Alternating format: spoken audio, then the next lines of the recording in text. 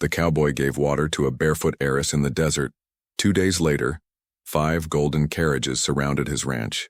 Jack Morrison never imagined that a single cup of water would change everything he believed about justice, wealth, and the power of doing what's right.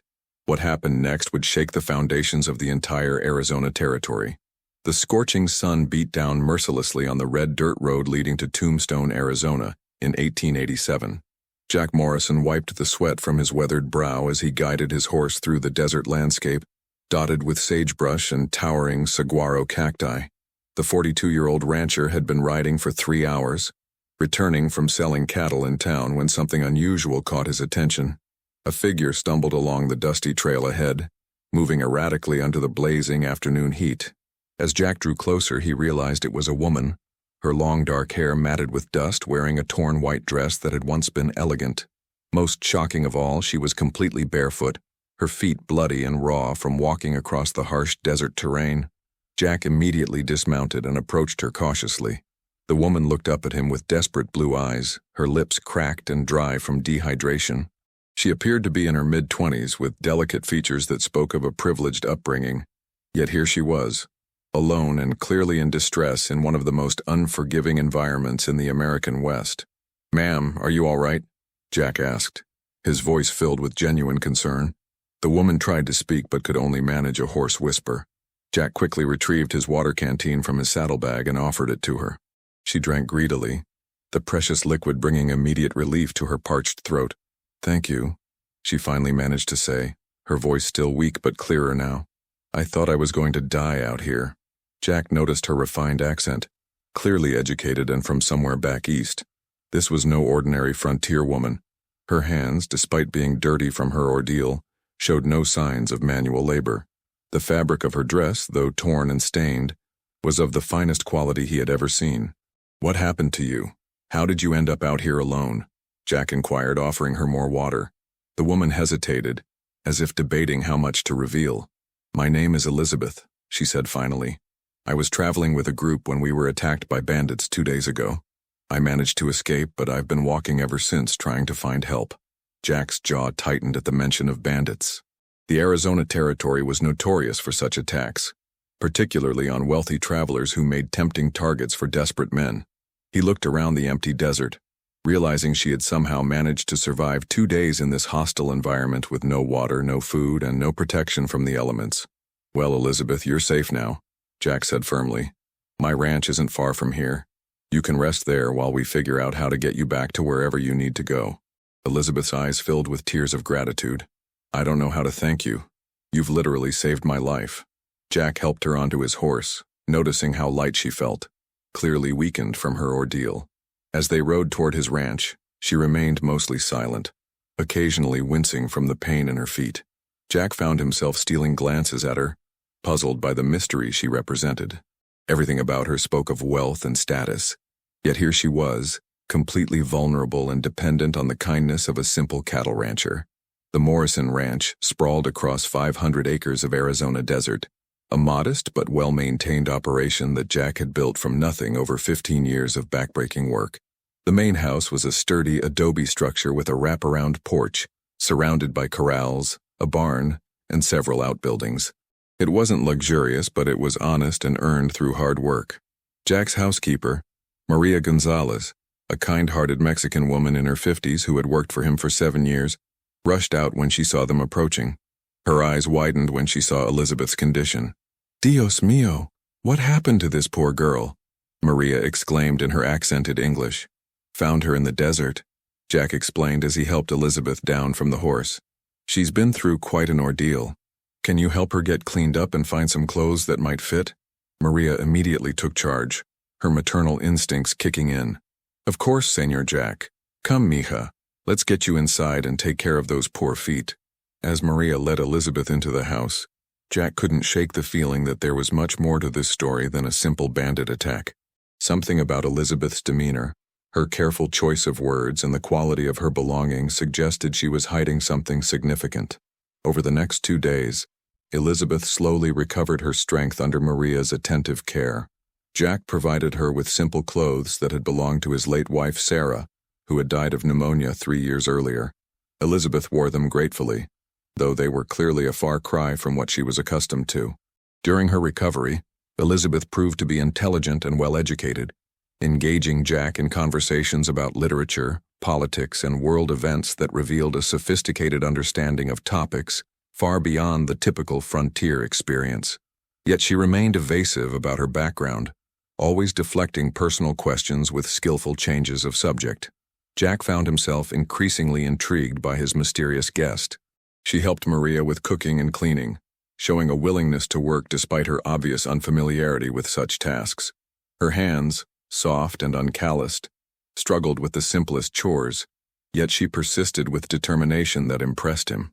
On the second evening, as they sat on the front porch watching the spectacular Arizona sunset paint the sky in brilliant oranges and purples, Elizabeth finally opened up a bit more about herself. "Jack, I want you to know that what you did for me, saving my life like that, it means more than you could possibly imagine," she said, her voice filled with emotion. "Not many people would have stopped to help a stranger, especially out here where danger lurks around every corner." Jack shifted uncomfortably in his chair, never comfortable with praise. Any decent person would have done the same thing. "You can't just leave someone to die in the desert." Elizabeth smiled sadly. "You'd be surprised how few people actually live by such principles. I've learned that lesson the hard way." There was a bitterness in her voice that made Jack wonder what experiences had shaped such a young woman's cynical view of humanity. He wanted to ask more, but something in her expression warned him not to push. The next morning, Jack was mending a fence near the main corral when he heard the thunder of multiple horses approaching at high speed. He looked up to see a sight that made him drop his tools in amazement. 5 ornate golden carriages, each pulled by 4 magnificent white horses, were racing toward his ranch, kicking up enormous clouds of dust in their wake. The carriages were unlike anything Jack had ever seen in the Arizona territory.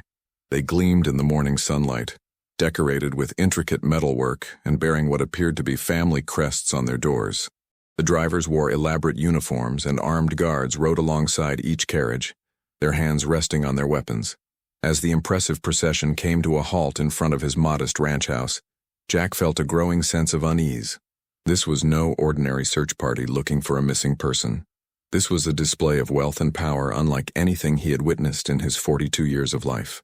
From the lead carriage emerged a distinguished gentleman in his 60s, impeccably dressed in a tailored black suit despite the desert heat. His silver hair was perfectly groomed, and his bearing spoke of absolute authority. Behind him came several other well-dressed individuals, including what appeared to be lawyers carrying leather briefcases and accountants with ledger books. "Are you Jack Morrison?" the elderly gentleman asked, his voice carrying the unmistakable tone of someone accustomed to being obeyed without question. "I am," Jack replied cautiously, acutely aware of how his simple work clothes contrasted with the finery displayed before him. At that moment, Elizabeth appeared on the porch, and Jack's breath caught in his throat. She had somehow acquired an elegant blue dress that fit her perfectly, and her hair was now styled in an elaborate fashion that transformed her from the desperate woman he had found in the desert into someone who clearly belonged with these wealthy visitors. "Hello, Father," Elizabeth said quietly, her voice carrying a mixture of resignation and defiance. The pieces of the puzzle suddenly fell into place in Jack's mind. Elizabeth wasn't just any wealthy traveler who had been attacked by bandits. She was the daughter of someone incredibly powerful and influential, someone with the resources to send 5 golden carriages and an army of retainers to retrieve her. The elderly man, who Jack now realized must be Elizabeth's father, looked her up and down with a mixture of relief and stern disapproval. "Elizabeth Catherine Whitmore, do you have any idea what you've put us through? The entire railroad board is in an uproar. Your disappearance has been front-page news in every major newspaper from New York to San Francisco." Whitmore. Jack's blood ran cold as he recognized the name. Charles Whitmore was one of the most powerful railroad barons in America, a man whose business empire stretched across the continent and whose political influence reached the highest levels of government. Jack had read about him in newspapers, a figure of almost mythical wealth and power. Elizabeth lifted her chin defiantly. "I needed time to think, Father. Time away from all the expectations and arrangements you've made for my life without consulting me." Charles Whitmore's eyes flashed with anger. "Time to think? You disappeared 3 days before your engagement announcement to Harrison Blackwood. Do you realize the scandal you've caused?" The financial implications of this reckless behavior? Jack felt as if he had been punched in the stomach. Elizabeth was engaged to be married, and not just to anyone, but to Harrison Blackwood, heir to a banking fortune and, according to the newspapers, one of the most eligible bachelors in America. Everything about this situation was spiraling far beyond his understanding or control. "I never agreed to marry Harrison," Elizabeth said firmly. "That was an arrangement you made with his father for business purposes. I'm not a commodity to be traded for railroad contracts and mining rights." The tension between father and daughter was palpable, and Jack found himself caught in the middle of a family drama that involved more money and power than he could comprehend. Yet, as he watched Elizabeth stand up to her formidable father, he felt a surge of admiration for her courage. Charles Whitmore turned his attention to Jack, his gaze calculating and intimidating. "Mr. Morrison, I understand you provided assistance to my daughter during her unfortunate adventure. I'm prepared to compensate you handsomely for your trouble." He gestured to one of his associates who stepped forward with a leather briefcase. $50,000 should be adequate payment for your services." Jack's mind reeled at the astronomical sum. $50,000 was more money than most people in the territory would see in several lifetimes. It was enough to expand his ranch tenfold, to buy the finest cattle, to live comfortably for the rest of his days.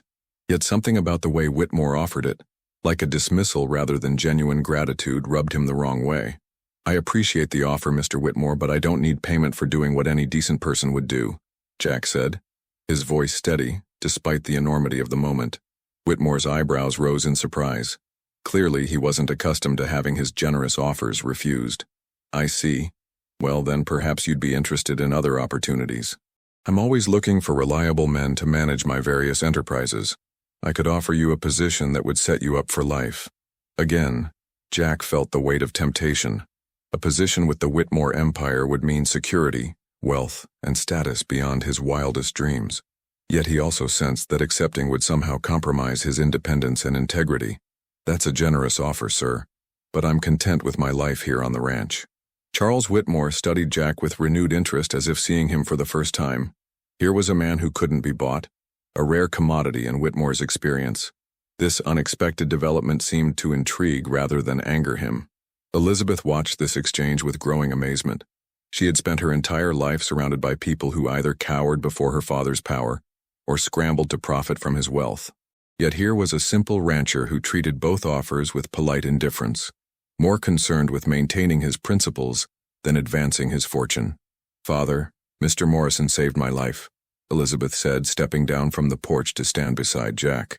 "When I was dying in the desert, he didn't ask who I was or what I could pay him. He simply helped because it was the right thing to do."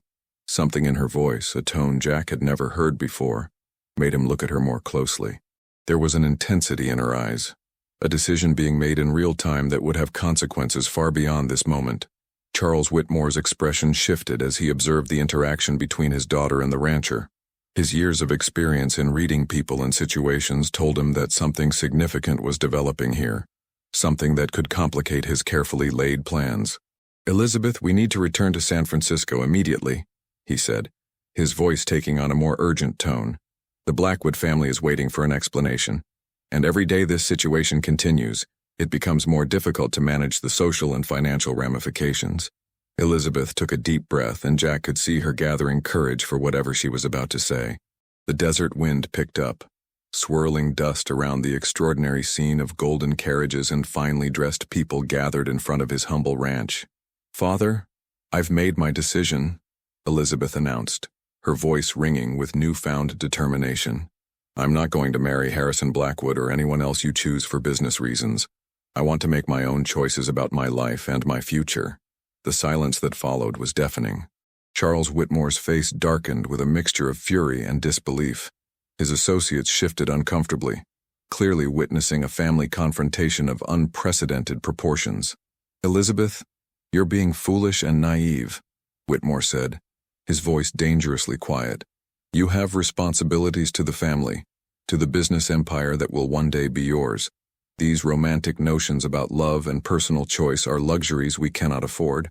Jack felt increasingly uncomfortable being witness to such a private family dispute, yet he couldn't help but admire Elizabeth's courage in standing up to such a formidable opponent.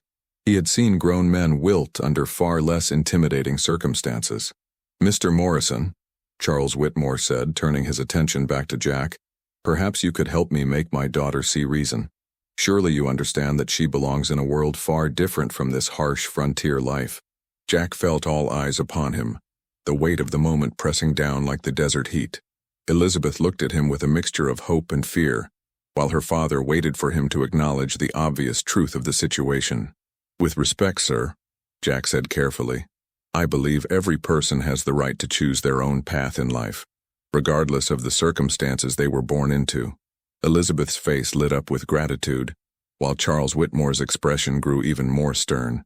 The battle lines were being drawn, and Jack realized he had just allied himself with Elizabeth against one of the most powerful men in America.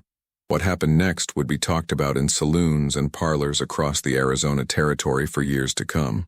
Charles Whitmore, a man who had built an empire through shrewd calculation and ruthless determination, made a decision that surprised everyone present, including his own associates.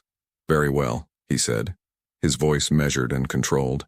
"Elizabeth, if you're so determined to reject everything I've built for you, then prove you can survive without it. You have 1 year to make your own way in the world, without access to the Whitmore fortune or connections." Elizabeth's face went pale, but her resolve didn't waver. "I accept those terms. However," Whitmore continued, his eyes gleaming with strategic calculation, "if you fail, if you come crawling back before the year is up, you will marry Harrison Blackwood without further protest and take your place in the empire I've spent my life building." The stakes of this family confrontation had just escalated beyond anything Jack could have imagined. He watched as Elizabeth weighed her father's ultimatum, knowing that she was gambling everything on her ability to forge an independent life. "And if I succeed?" Elizabeth asked, her voice steady despite the magnitude of what she was considering. "Then you'll have my respect and the freedom to choose your own future," Whitmore replied. "But I warn you, the world is far harsher than you imagine, especially for a woman accustomed to privilege and protection." Elizabeth extended her hand to her father. "Then we have an agreement." As they shook hands, Jack realized that his simple act of kindness in giving water to a desperate woman had somehow entangled him in a conflict between two of the strongest-willed people he had ever encountered. The implications of what had just occurred were staggering. Charles Whitmore turned to address Jack one final time. "Mr. Morrison, my daughter will undoubtedly need employment and accommodation. I trust you'll treat her fairly, neither giving her special consideration because of who she is, nor making things unnecessarily difficult out of spite. She'll be treated like anyone else who's willing to work hard and contribute," Jack replied honestly. Whitmore nodded approvingly. "That's all I ask. Elizabeth, you have chosen your path. I hope for your sake that you have the strength to walk it." With that, the railroad baron climbed back into his golden carriage, followed by his entourage. Within minutes, the magnificent procession was disappearing into the desert, leaving behind only dust clouds and the echo of their passage. Jack and Elizabeth stood in stunned silence, watching until the last carriage vanished from sight. The enormity of what had just transpired was beginning to sink in for both of them. "Well," Elizabeth said finally, attempting a smile despite the tears threatening to spill from her eyes, "I suppose I need to ask if you have any job openings." Jack looked at this remarkable woman, who had just sacrificed unimaginable wealth and privilege for the chance to determine her own destiny. In that moment, he knew that his life had been forever changed by a chance encounter in the desert and a simple cup of water offered to someone in need. The weeks following Charles Whitmore's departure brought unexpected challenges that tested Elizabeth's resolve in ways she had never anticipated. Word of the railroad heiress working on a cattle ranch spread quickly through the Arizona territory, attracting unwanted attention from various quarters. Harrison Blackwood himself arrived in Tombstone 2 weeks later, accompanied by private detectives and a small army of lawyers. The banking heir was determined to salvage the engagement that would have secured his family's railroad contracts worth millions of dollars. He established himself at the Grand Hotel and began making inquiries about Elizabeth's whereabouts. Jack learned of Blackwood's arrival from his friend Sheriff Tom Bradley during a routine trip to town for supplies. The lawman's weathered face showed genuine concern as he pulled Jack aside. "Jack, that Blackwood fellow is offering serious money for information about the Whitmore girl. $500 just for her location. Some of the less scrupulous folks in town are mighty interested in that reward." Jack felt his stomach tighten with worry. $500 was more than most people in Tombstone earned in an entire year. The temptation would be overwhelming for anyone struggling to make ends meet. "What kind of man is he?" Jack asked, though he suspected he already knew the answer. "The entitled kind," Bradley replied grimly. "Acts like he owns whatever he wants just because he can afford it. Been throwing money around town like it's nothing, trying to buy loyalty and information. Some folks are calling him generous, but I've seen his type before. There's meanness behind all that polish." That evening, Jack shared the news with Elizabeth as they worked together in the barn, feeding the horses. Her face went pale, but her jaw set with familiar determination. "I won't let Harrison drag me back to a life I never chose," she said firmly, though Jack could see the fear in her eyes. "But I also won't let my problems bring danger to you and Maria." Jack stopped brushing the horse he was grooming and turned to face her fully. "Elizabeth, this is your home now, for as long as you want it to be. Nobody's going to force you to leave or go back to something that makes you unhappy. Not while I'm breathing." The sincerity in his voice brought tears to Elizabeth's eyes. Over the past month, she had discovered qualities in Jack Morrison that she had never encountered in any of the wealthy, sophisticated men her father had introduced her to. His word was his bond, his compassion was genuine, and his strength came not from money or position, but from an unshakable moral foundation. 3 days later, their quiet morning routine was shattered by the sound of approaching horses. Elizabeth looked out the kitchen window to see Harrison Blackwood riding toward the ranch house, flanked by 4 hired men who looked more like gunfighters than legitimate businessmen. Blackwood was exactly what Elizabeth had expected. Handsome in a cold, calculated way, impeccably dressed despite the desert environment, and radiating the kind of arrogant confidence that came from never having been denied anything he wanted. His pale blue eyes held no warmth, only the calculating assessment of a man accustomed to viewing everything and everyone as potential acquisitions. Jack emerged from the barn and walked slowly toward the approaching riders, his hand resting casually on the handle of his Colt revolver. Years of frontier life had taught him to recognize dangerous men, and everything about Blackwood's companions screamed trouble.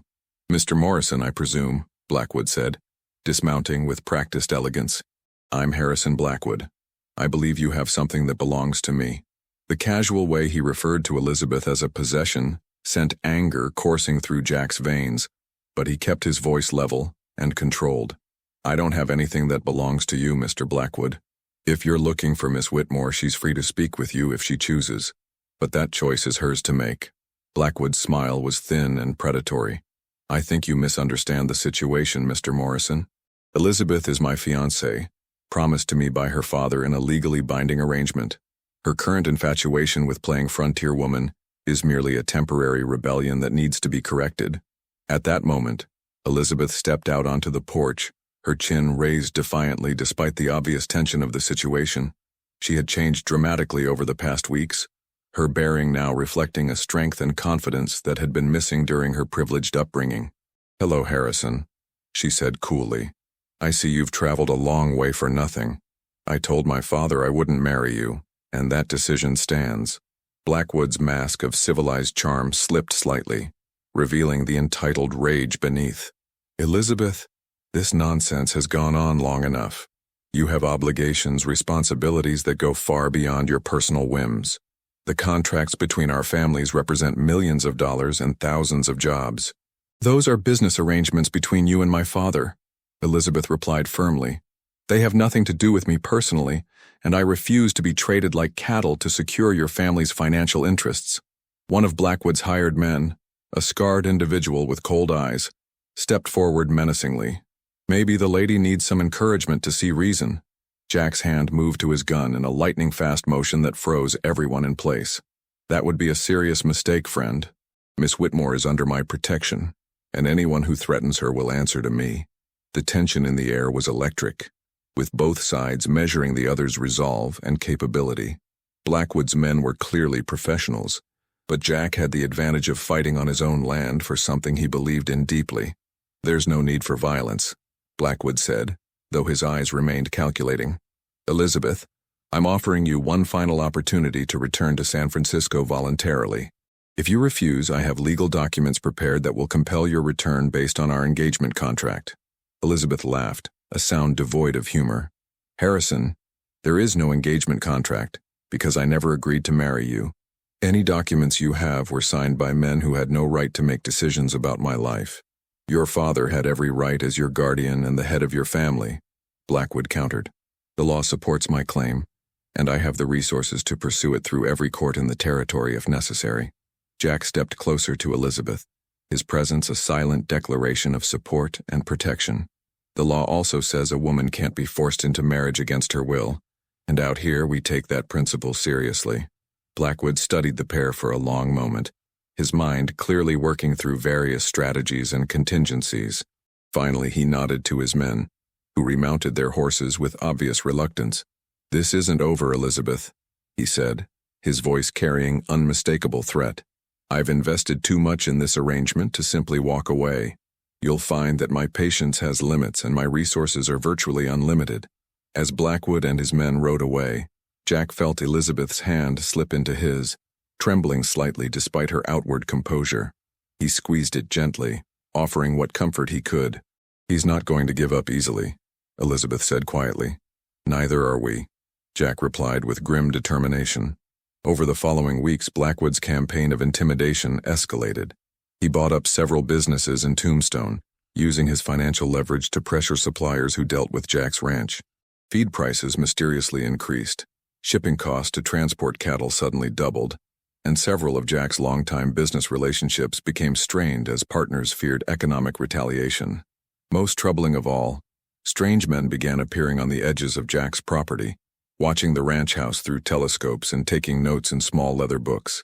Elizabeth's freedom of movement became severely restricted, as the sense of being under constant surveillance grew oppressive. One evening, as Jack was securing the barn for the night, he found Elizabeth sitting on a hay bale, tears streaming down her face in the lamplight. "I can't let this continue," she said through her sobs. "Harrison is destroying your life, your business, everything you've worked for. Maybe I should go back and accept the marriage. At least then you and Maria would be safe." Jack sat down beside her and pulled her into his arms, feeling her body shake with emotion and exhaustion. "Elizabeth, look at me," he said gently, tilting her chin up so their eyes met. "I've lived 42 years on this earth, and I've never met anyone with your courage and integrity. What we have together is worth fighting for, no matter what it costs. But your ranch, your livelihood, can be rebuilt," Jack interrupted. "But if I let fear drive you away, I'll regret it for the rest of my life. We'll find a way through this, together." Elizabeth searched his eyes and found the unwavering determination that had first attracted her to this remarkable man. In that moment, surrounded by the simple honesty of the barn with its sense of hay and leather, she realized that she had found something more valuable than all her father's wealth. A love based on mutual respect and genuine partnership. "I love you, Jack Morrison," she whispered, the words carrying the weight of absolute truth. "And I love you, Elizabeth Whitmore," he replied, sealing their commitment with a kiss that promised to weather whatever storms lay ahead. 6 months later, Elizabeth had proven herself capable of running the ranch books with mathematical precision that impressed even Jack's banker. Her soft hands had developed calluses from fence mending, and her refined accent had adapted to include frontier expressions that made Maria laugh with delight. More importantly, she had found ways to outmaneuver Harrison Blackwood's economic warfare through creative partnerships with other ranchers and innovative approaches to marketing their cattle. The final confrontation came in late spring, when Charles Whitmore himself returned to Arizona territory, this time alone and on horseback rather than in golden carriages. The railroad baron looked older, wearier, but also somehow more human than during his previous visit. "Elizabeth," he said simply as he dismounted in front of the ranch house, "I've come to apologize." The words hung in the desert air like a miracle. Elizabeth emerged from the house, her transformation complete from pampered heiress to confident frontier woman. Her father barely recognized the strong, capable person she had become. "Harrison Blackwood's harassment of you and Mr. Morrison has brought shame on the Whitmore name," Charles continued. "I've terminated all business relationships with his family and made it clear that any further interference in your life will result in serious consequences." Elizabeth studied her father's face, searching for signs of manipulation or ulterior motives, but found only genuine remorse and grudging respect. "Why now?" she asked. "Because I've spent the past months investigating what kind of life you've built here," Charles replied. Your innovations in ranch management, your partnership with other cattlemen, your reputation for honesty in business dealings. You've proven something I didn't think possible, that my daughter is not only capable of independence, but that she's actually better at it than most men I know. Jack stepped up beside Elizabeth, and Charles extended his hand to the rancher with newfound respect. Mr. Morrison, I owe you an apology as well. I underestimated both your character and your influence on my daughter's development. She's become the person I always hoped she could be, but never knew how to help her become. As the sun set over the Arizona territory, painting the sky in brilliant shades of orange and purple, the three stood together on the porch of the Morrison Ranch. The golden carriages were history, replaced by something far more valuable: understanding, respect, and the unshakable bond between two people who had found true love in the most unexpected circumstances. The desert had tested them all, and they had emerged stronger, wiser, and united in ways that would last a lifetime.